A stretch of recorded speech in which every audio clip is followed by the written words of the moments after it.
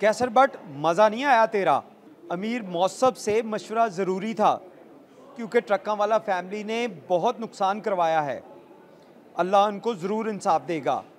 बालाज भाई great person था। ये वो रिमार्क्स हैं जो कल हमने कैसर बट और तीफी बट के दरमियान जो सुलह हुई उस स्टोरी को सोशल मीडिया के ऊपर अपलोड किया तो बहुत से लोगों ने अपने तासुरात कमेंट सेक्शन में दिए और हर एक का हक है कि वो अपना जो है इजहार है वो खुल कर सकता है। बहुत से लोगों ने बहुत सी बातें की, लेकिन इस कमेंट सेक्शन में जाकर आपको ये तासुर देखने में मिलेगा कि कैसर बट जो है उसने शायद डर कर सुलह की, शायद वो गद्दार था, शायद इसके अंदर उसका कुछ ज़ाती मुफाद था जिसके बाद उसने सुलह की। लेकिन कल जो हमने वहाँ पे कवरेज की तो उसमें हमने कुछ ऐसे मनाजर देखे जो शायद इस स्टोरी के अंदर आपको नज़र ना आए हों। उसके बारे में आज हम बात करेंगे कि कल जब तीफी भट्ट का घर जो नसीराबाद में वाक़या है उस घर में जब पहुँचे तो ये घर जो है इसको चूज़ करने की वजह क्या थी। इसको चूज़ करने की वजह ये थी कि ये घर कई अरसे से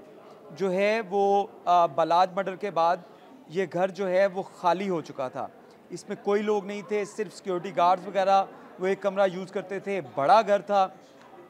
बहुत ज़्यादा वहाँ पे कमरे थे, लेकिन उसके बावजूद वहाँ पे कोई मौजूद नहीं होता था। ये घर इसलिए चूज़ किया गया कि यहाँ पर पार्किंग भी काफ़ी है, लोग यहाँ पे इकट्ठे भी काफ़ी हो सकते हैं, तो इसलिए इस घर का जो है वो इंतखाब किया गया। इस घर पे जब पहुँचे तो बहुत से लोग वहाँ पे ऑलरेडी मौजूद थे, जिसके अंदर अहले इलाका भी थे, शहर के मुअज़्ज़िज़ीन थे और उसके साथ साथ बासर अफराद की एक बड़ी तादाद जो थी वो इस गैदरिंग में मौजूद थी। वहाँ पर जब हम लोग पहुँचे तो कुछ देर के बाद पता चला कि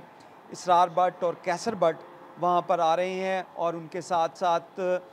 बग्गा भट्ट और दीगर जो मुअज़्ज़िज़ीन इलाका थे वो भी वहाँ पे पहुँच रहे थे। इन तमाम वाक़यात को हमने अपनी आंखों से देखा और जहाँ पे जावेद भट्ट की फैमिली मेंबर जिसमें उनका बेटा हमज़ा और दीगर जो उनके जो रिलेटिव्स थे वो वहाँ पे मौजूद थे। कैसर भट्ट जिसके ऊपर इल्ज़ाम था कि उसने जावेद भट्ट को कत्ल किया, वो उस वक्त उस फैमिली के दरमियान मौजूद था। तो ये एक एहसास की बात है, समझने की बात है कि जिन लोगों ने इल्ज़ाम लगाया उस वक्त उनको अपने जो प्यारे जावेद भट्ट उसके कत्ल का दुख भी था, हमज़ा की आंखों में नमी भी थी और इसी तरह कैसर भट्ट जो अपने भाई इसरार भट्ट के साथ वहाँ पे पहुँचे थे, कैसर भट्ट के अंदर भी नदामत जो थी वो देखने को मिल रही थी। उसकी एक बड़ी वजह ये थी कि कैसर भट्ट ने बहुत अरसा जो है वो ट्रक्का वाला फैमिली के साथ गुजारा, अमीर बलाज के साथ गुजारा, अमीर मौसम के साथ गुजारा और उस फैमिली का एक हिस्सा बन गए थे। लेकिन अब क्योंकि ये सुलह हुई तो इसके बाद जो अब तमाम जो है वो लोग कैसर भट्ट को टारगेट कर रहे हैं कि कैसर भट्ट जो है वो उसने अकेले सुलह कर ली। इस हवाले से कल जब वहाँ पे बग्गा भट्ट जो कैसर भट्ट के भी अजीज़ हैं और उसके साथ साथ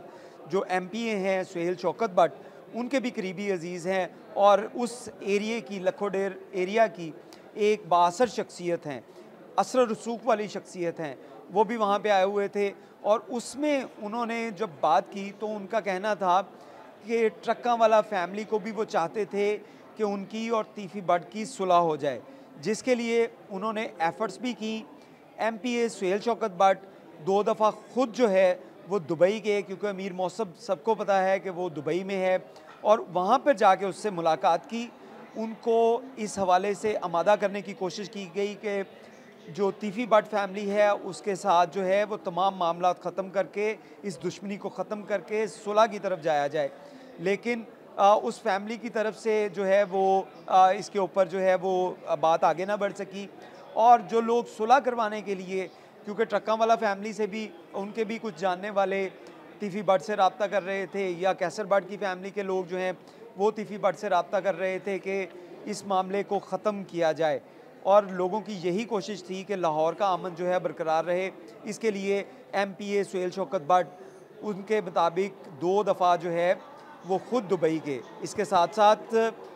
कैसर भट्ट जो है उसने भी कोशिश की अमीर मौसम को मनाने के लिए कि सुलह कर ली जाए और उसके साथ साथ इसरार भट्ट जो कैसर भट्ट के बड़े भाई हैं, उनकी जानिब से भी ये कोशिश की दुबई जाकर कि इस मामले को वाइंड अप किया जाए, लेकिन ये मामला वाइंड अप ना हो सका। जब ये मामला वाइंड अप ना हुआ तो उसके बाद बग्गे भट्ट ने ये बताया कि जब उन्होंने देखा कि ट्रकों वाला फैमिली जो है वो सुलह की तरफ आमादा नहीं हो रही, तो उसके बाद उन्होंने कहा कि हमने इनसे रास्ते जुदा कर लिए और फिर जो है इसलिए सुलह की। तो इसमें ये पहलू रखना कि कैसर भट्ट ने शायद अकेले ने सुलह कर ली,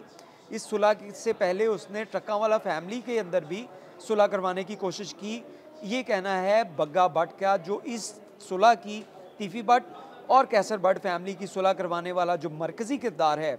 जो सुहेल शौकत भट्ट MP हैं, उनका करीबी अजीज़ है बग्गा भट्ट, उसकी जानिब से ये बताया गया कि उनकी तरफ से अभी भी ये कोशिश की जा रही है कि वो ये सुलह करवा लें। और अगर उन्होंने ये भी कहा कि अगर वो फैमिली ट्रकों वाला फैमिली चल के उनके पास आई और उनसे कहे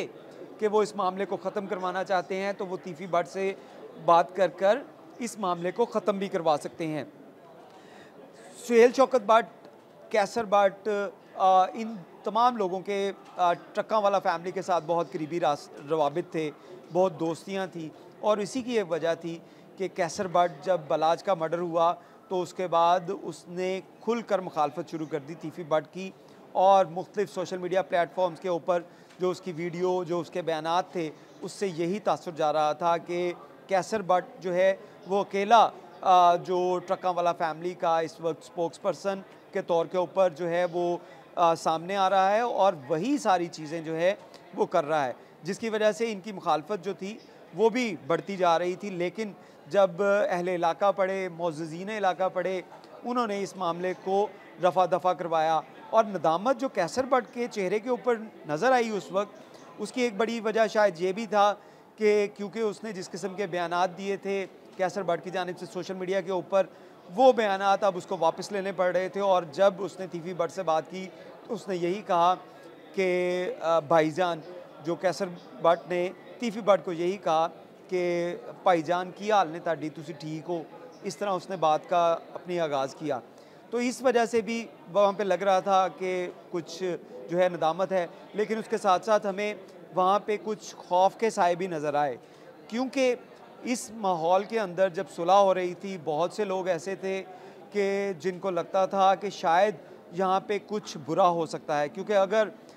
जो प्रीवियस हिस्ट्री देखी जाए, लाहौर में बहुत से ऐसे वाक़यात रूनुमा हुए जिसमें सुलह के लिए लोग पहुँचे और उसके बाद वहाँ पे गोली चल गई। थाने के अंदर वाक़यात हुए जिसमें सुलह के लिए लोग बैठे, पंचायत के लिए लोग बैठे, तो उसमें गोली चल गई, लोगों के जानी नुकसान हुए। तो ऐसी सूरत हाल यहाँ पे पैदा ना होती, इसलिए हमें खौफ के बादल वहाँ पे भी नज़र आए। फिर उसके साथ साथ क्योंकि ये वाक़यात जब जो हो गया, सुलह हो गई, क्योंकि इसके लिए काफ़ी अरसे से एफ़र्ट्स की जा रही थी, कल जो है वो सुलह हो गई। लेकिन इसके साथ जब हमने पुलिस से आज रब्ता किया, पुलिस से इस हवाले से, केस के हवाले से पूछा कि जावेद भट्ट मर्डर केस के अंदर अमीर मौसम जो अमीर फ़तेह हैं वो और कैसर भट्ट नामज़द मुल्ज़म है। पुलिस की तफ्तीश में क्या जावेद भट्ट फैमिली की तरफ से अभी तक कोई ऐसा बयान दिया गया, कोई ऐसा बयान कलमबंद करवाया गया जिसके अंदर कहा गया हो कि कैसर भट्ट जो है उसका इस वाक़े में जो है कोई मुलव्विस नहीं है, उसकी कोई जो है वो अमल दरामद नहीं है उसका, तो उसको मुकदमे से खारिज कर दिया जाए। तो पुलिस की तरफ से स्ट्रेट जवाब था कि ऐसा अभी तक उनके पास कोई रिटन स्टेटमेंट या वर्बली स्टेटमेंट नहीं आया जावेद भट्ट की फैमिली की जानिब से। यानी कि पुलिस के अंदर केस एज इट इज़ जो है ट्रीट हो रहा है, जैसा पहले दिन जावेद भट्ट का मर्डर हुआ था, पुलिस ने उसके ऊपर वर्किंग की थी, आज भी उसके ऊपर वैसे ही वर्किंग जारी है। दूसरी जानिब सुलह की अगर बात की जाए तो जावेद भट्ट या ट्रका वाला फैमिली कोई वाहिद फैमिली नहीं है लाहौर की जिसके ख़ानदानी दुश्मनियों के ऊपर जो है वो कत्ल हुए हों। कैसर भट्ट भी हमें एक ऐसी एग्जांपल नज़र आता है जिसके फैमिली मेंबर, जिसमें उसका भाई, सगा भाई भी शामिल था, उसको भी मर्डर किया गया और बाकी फैमिली मेंबर जो हैं उनको भी मर्डर किया गया, लेकिन उनकी भी सुलह हुई। अगर लाहौर का रिकॉर्ड देखा जाए साल 2024 का, तो 105 अफराद ऐसे कत्ल हुए जो दरीना दुश्मनी, ख़ानदानी दुश्मनी उसकी भेंट चढ़े। उसको शायद इस वजह से हाईलाइट जो है वो सोशल मीडिया पे या मीडिया के ऊपर नहीं हो सका, क्योंकि वो वाक़यात जो हैं वो ऐसे हाई प्रोफाइल लोगों के नहीं थे, लेकिन ख़ानदानी दुश्मनियाँ दरीना दुश्मनियाँ या छोटे मोटे मामलात के ऊपर जो दुश्मनियाँ पैदा होती हैं, उसके बाद ये कत्ल की वारदातें हुई और इसी वजह से पुलिस की जानिब से ऐसे वाक़यात की रोकथाम के लिए एक नया सेल जो है वायलेंस जो है वो वायलेंस प्रोटेक्शन सेल जो है उसका क़याम अमल में लाया गया। लेकिन इसके साथ साथ लाहौर में 105 फैमिलीज़ ऐसे हैं जिनके साल 2024 में जो अफराद को दरीना दुश्मनियों ख़ानदानी दुश्मनियों पे कत्ल कर दिया गया। कल कैसर बट की तरफ से एक बात की गई कि जितनी भी कत्ल हो जाएं या दुश्मनियाँ बढ़ जाएं, एट द एंड सुलह होती है। तो इसमें कानून के अंदर जो है वो कानून की हमारी जो है वो उसकी हैसियत भी नज़र आती है कि लोगों को पुलिस सिस्टम, अदालतों या दीगर जो जुडिशल सिस्टम है पूरा, जिसमें प्रोसिक्यूशन, जुडिशरी और इन्वेस्टिगेशन, ये तमाम चीज़ें जुज़ मिलकर जुडिशल सिस्टम बनता है, उसके अंदर जो है वो ऐसे सुकम मौजूद हैं कि वो मुल्ज़मान को भी फ़ायदा पहुँचता है और जो मुद्दई हैं, जिन लोगों के प्यारे कत्ल हो जाते हैं, वो सालों उनके केसेस जो हैं वो अदालतों में चलते हैं या थानों के अंदर उनके केसेस का फ़ैसला ही नहीं होता। तो इसमें जहाँ पे इस केस के हवाले से हमने आपको बताया, वहीं पे कानून के अंदर जो सुकम मौजूद हैं उसके हवाले से भी बताया कि इसकी वजह से भी बहुत से वाक़यात जो हैं वो बढ़ते हैं, पेचीदा होते हैं और दुश्मनियों में इजाफ़ा होता है। बहुत शुक्रिया।